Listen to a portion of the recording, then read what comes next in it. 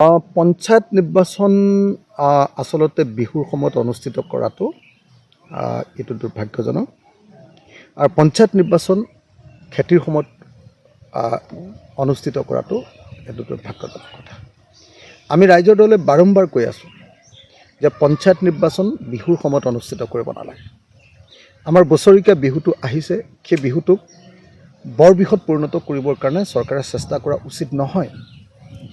বিহুৰ মাজত মানে আপোনাৰ পঞ্চায়ত নিৰ্বাচন পাতি কাকো বিহুটোও ভালকৈ খাবলৈ নিদিব আৰু ইলেকশ্যন কৰা মানুহবিলাকৰ ক্ষেত্ৰতো বিহু পতা মানুহবিলাকে ইমান বেছি এতিয়া ডনেশ্যন চান্দা এইবিলাক বিচাৰিব যে নিৰ্বাচনটো এটা প্ৰশাসনত পৰিণত হ'ব। গতিকে এই মুহূৰ্তত মই ভাবোঁ যে বিহুৰ মাজত কোনোপধ্যে নিৰ্বাচন অনুষ্ঠিত কৰাটো উচিত নহয়। এইটো এটা জাতীয় ক্ষতি কৰিবৰ কাৰণে চেষ্টা কৰিছে। অসমীয়া জাতিৰ সংস্কৃতিক আচলতে কলুষিত কৰিবৰ কাৰণে এটা কৰা অপচেষ্টাৰ বাহিৰে আন একো নহয়। আনহাতে অসমীয়া মানুহে আপোনালোকে আমি সকলোৱে জানো যে এটাই মূল খেতি কৰে, সেইটো হ'ল শালি খেতি। বহাগ বিহুৰ পাছতেই সেই খেতিটো আৰম্ভ হয়।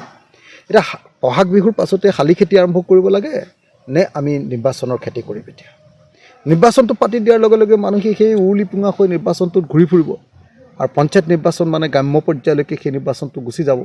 তাৰ ফলস্বৰূপে মানুহৰ খেতি বাতিত মন নাইকিয়া হ'ব। তো এই ধৰণে আমাৰ জাতিটোক ধ্বংস কৰিবৰ কাৰণে বিজেপি চৰকাৰে যি ব্যৱস্থা কৰিব খুজিছে এইটো দুৰ্ভাগ্যজনক আৰু সেইকাৰণে অসমৰ মুখ্যমন্ত্ৰীক মই দাবী জনাব খুজিছোঁ যে বিহু আৰু খেতিৰ সময়ত নিৰ্বাচন পতাটো, পঞ্চায়ত নিৰ্বাচন পতাটো বন্ধ কৰাৰ ব্যৱস্থা কৰিব লাগে।